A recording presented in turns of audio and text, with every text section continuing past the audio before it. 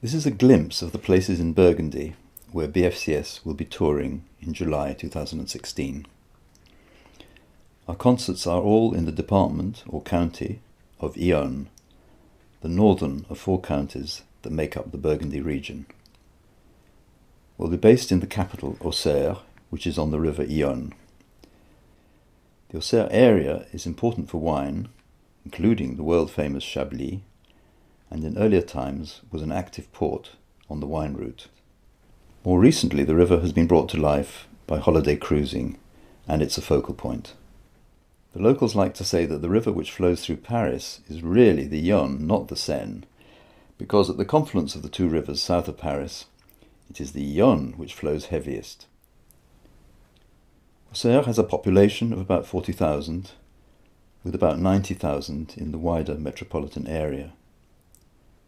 It's a modern commercial and industrial centre, but with still prominent medieval features, and it's the earlier aspects of the city that attract the most attention. An excellent way to have a look at the earlier features is to follow the Cadet-Roussel trail, which is clearly indicated by triangular markers.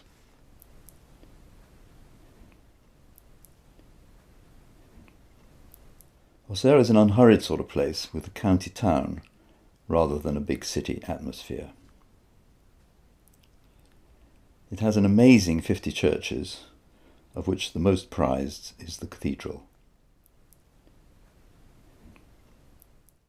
Our concert, though, is in the church of Saint-Pierre, where the acoustic is said to be much better than the cathedrals.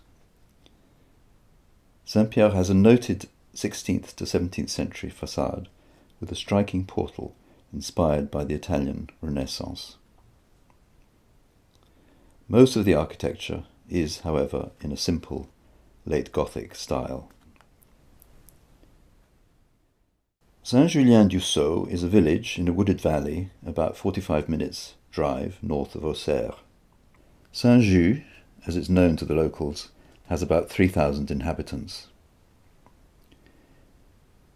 We will perform in the collegiate church of Saint-Pierre, which dates from the 1100s, but in its present form is mainly 16th century. The church is celebrated for its early organ. This instrument was restored a few years ago to its former 1568 glory, and is one of the very few still functioning Renaissance organs in Europe. It has inspired an organ festival every 2 years, which draws early organ specialists from far and wide. The church also houses an impressive set of stained glass windows depicting the lives of the saints, dating from the 13th and 16th centuries, which particularly impressed the writer Jules Verne. Sens is the second city of Yonne, about an hour's drive north of Auxerre. Like the department capital, it combines medieval and modern features. The city is dominated by the Cathedral of Saint-Étienne, where we will be singing. It has a striking, typically Burgundian roof. The cathedral is noted for its west front portals, one of which has 22 statuettes of the prophets who were decapitated during the French Revolutionary period. Saint-Étienne is often described as the first French Gothic cathedral, though it's transitional with an interesting combination of Romanesque and Gothic elements. The outstanding feature is undoubtedly the stained glass, which is spectacular. One of the panels celebrates the life of Thomas à Becket, who stayed in Sens during part of his self-imposed exile from England in the 1160s. Becket is also celebrated in a local beer. Vézelay is the jewel in the Yonne crown, a magical medieval hilltop village. A narrow street lined with venerable houses and shops and eateries extends the length of the village, ascending 700 metres. At the top is the stunning Romanesque basilica of Sainte Marie-Madeleine.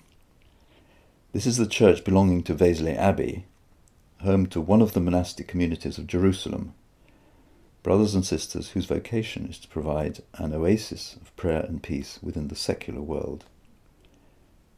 Both the village and the basilica are a UNESCO World Heritage Site. The interior is particularly impressive, with a wonderful simplicity of form and a special meditative atmosphere. The basilica is in a beautiful setting, surrounded by gardens overlooking the hills of the Morvan Natural Park. It's very easy to understand why Vézelay is such a big draw.